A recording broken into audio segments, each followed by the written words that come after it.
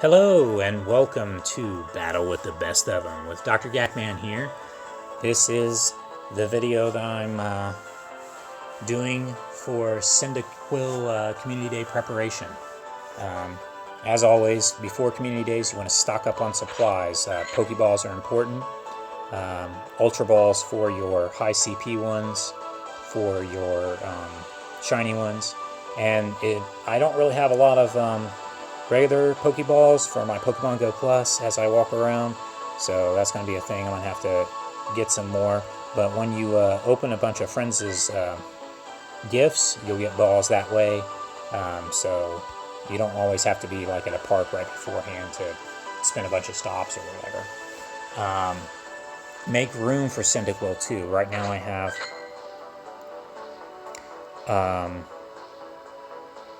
74 slots open. I like to usually have a little bit over 100 slots, which means I'm going to have to go through and delete some more Pokemon. They're supposed to be expanding the space here soon. I know that they have told you to use up your encounters here that you've got stored up. I have used up a lot of those. I'm going to use up more of them. I think it's before the 11th. So probably around the 11th, they will open it up to where you can buy more space. As it is right now, I'm topped out. So that's a problem for me because I have a hard time getting rid of Pokemon. But they've also added a Community Day box, one lure. The lures last for 3 hours, so there you go. 3 lucky eggs, 3 regular incubators, and 30 Ultra Balls. I'm not going to buy that one. I'm probably going to buy the Ultra box because I want to use more for Super Incubator. Or more, I need to hatch more eggs. So, and I like incense too. And then they're giving you a lot of star pieces. Now, the star pieces are a good thing. Right now, they have a double Stardust event. I'm currently at 3.8 million Stardust. And Stardust is important for powering up Pokemon. Stardust is also important for Gee-Whiz, for trading, especially with newer friends. Like if you found a new friend that has that shiny that you want, well, you're gonna either have to wait a month, or you're gonna have a lot of Stardust if you want to trade with them right away to get what you want. So it's good to have a lot of Stardust, and right now they got a double Stardust event going on, and it's going to stack with the bonus. Usually on Community Days there's a bonus. Last Community Day, Beldum, there was a 4th hatch time bonus, which is great because 4th gen had just come out, and there was some Pokemon that you want to hatch from 10k eggs and stuff, and make some 2.5k eggs. But that was last month. This month it's double Stardust, so that'll be quadruple Stardust. Then if you've got a star piece going, that's another. It's times 1.5. So that's like, what is that? 4 times? It's like 5 times Stardust. Then if you catch a weather boosted Pokemon, that has a Stardust bonus as well. So, wow. I mean, the weather boost for Cyndaquil itself, though, is sunny. And we're probably not going to have sunny weather around here. It's probably going to be cloudy, windy, maybe even rainy tomorrow. Just our luck in this part of the world. But, just like with the 2 starters from Gen 1 and Gen 2, the Community Day move was Frenzy Plant when you evolved it all the way up. Just like that, the Community Day move for Cyndaquil when he goes all the way up to Typhlosion is going to be Blast Burn. So you want to have that symbol ready to signify which ones have Blast Burn. Here's my Cyndaquils. I need more Cyndaquil candy. That's also important before then, but I don't encounter a lot of Cyndaquils. I encounter more Charmanders than I do Cyndaquils out in the wild, which means also if you have the same issue, then most of the starters have a pretty big hitbox and they're pretty easy to hit. They're still harder to catch, but as you catch more of them, they become easier to catch. Well, if you don't catch that many Cyndaquils because you don't encounter that many Cyndaquils in the wild, then that's a problem. He's going to be a little bit harder to catch than some of the other starters, I think. Chikorita's I see all the time. Bulbasaur's I see all the time. Charmanders I don't see that much, but I see them more often than Cyndaquil. I see Squirtles a lot. I see Totodiles a lot. I see the other starters from 3rd and even 4th gen right now.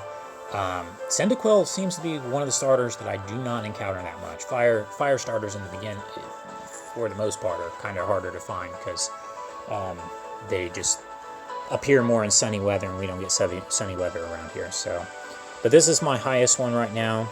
I always like to make a note of what the highest CP one that I have, so that if I have to quickly make room as I go, I'll get rid of the ones that are lower CP if they're not battle with the best of them.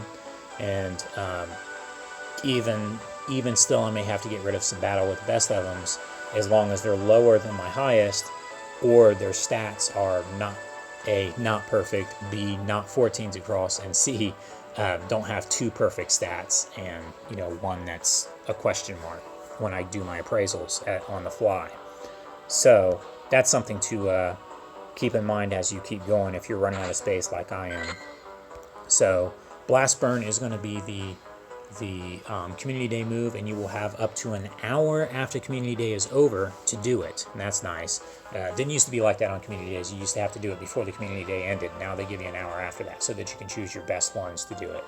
Also, if you have enough and if you have extras and you have enough candy, do it. Make extra ones for trade fodder for later, because there's some people who can't make it out on these Community Days, and they will want one with Blast Burn. Either because they're a completionist or because they particularly want Blast Burn as its move. That is a pretty good move for a fire type. I already talked about Cyndaquil being weather boosted by sunny weather, and unfortunately that will not be a thing around here. I've already talked about catch tips, but we're going to talk about shiny tips now, because that's what most people care about on Community Days is shinies. I would say, like with all Community Days, remember that shinies are always completely random. Some people will say that there's a number generation with it, RNG. Look that up. I see what they're saying, but I seem to be under the belief that it's less about that and more about if you're lucky with that Pokemon or not. I was extremely lucky with Cyndaquil. I've been less luckier with some of them, but I've at least gotten the whole family on every Community Day of the Pokemon because I've clicked enough. Just remember that it's random. Don't panic. There'll be other people who will get a bunch more if you need to trade later on. Click every Cyndaquil. I have a Pokemon Go Plus, and I want to build up my candy, so I'll be hitting my Pokemon Go Plus on the ones that I don't really care about, not high CP ones, not shiny ones, because that'll give me more chances to click on more as they spawn.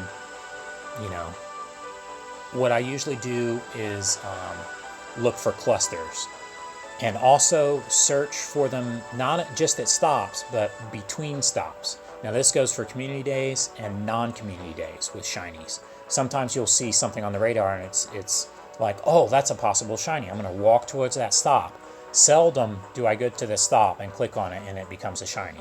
However, on the way to stops, sometimes looking for a shiny at the stop, I end up finding one on the way to the stop of a completely different variety Pokemon that was just randomly out in the wild. Catches aren't important for that. People will say the more you catch, the higher chances of getting a shiny. No, the more you encounter, the higher chances you have of getting a shiny. And encountering does not necessarily mean that you have to catch them. There's a lot of them that I don't catch. My catch rate is not very high because I use my Pokemon Go Plus a lot, or I just simply don't catch them. On Community Days, I try to catch as many of them as I can, of course, because that does increase your chances of, them spawning faster, the more people catching them, and that does, it's good practice, and, you want to for more candy, and yada, yada, yada, but that doesn't really increase your chances of shinies.